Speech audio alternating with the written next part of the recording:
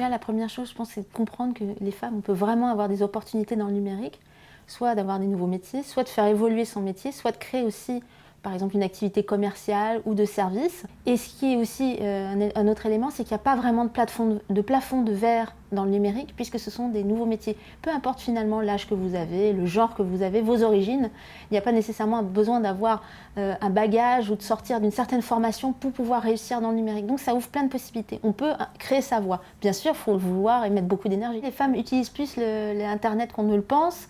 53% de femmes sont sur Twitter contre 47% d'hommes. Les femmes passent 8% de plus en ligne que les hommes. Et ensuite, tout ce qui traite de la recherche d'emploi, elles considèrent à 53% que le numérique est important pour trouver un emploi. Il faut se dire qu'à partir du moment où on a une idée, dans ce domaine-là, on peut essayer de le faire. Et c'est très différent de la société traditionnelle où on peut avoir des freins. Là, on peut créer quelque chose soi-même en investissant un peu de temps et avoir une idée et la développer et rencontrer du succès. Donc je crois que c'est surtout le message essentiel pour moi, c'est de se dire que c'est possible, qu'il faut essayer de le faire et qu'il n'y a pas les mêmes barrières. Des jeunes gens le font dans plein de pays avec des profils complètement différents. Alors pourquoi pas les femmes? Mais les femmes, il faut qu'elles y aillent vraiment.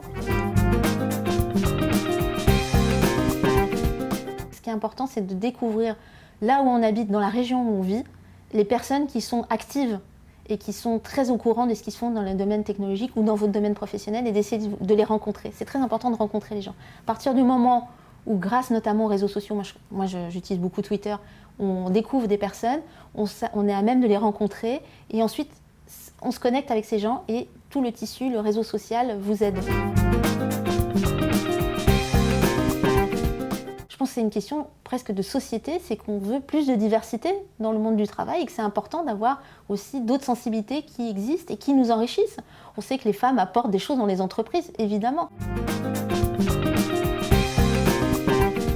Le IG8, je trouve que c'est un événement qui a été réussi parce qu'il existe déjà, il a permis de créer un premier rendez-vous et on sait maintenant qu'il y aura à chaque G8 un IG8 associé.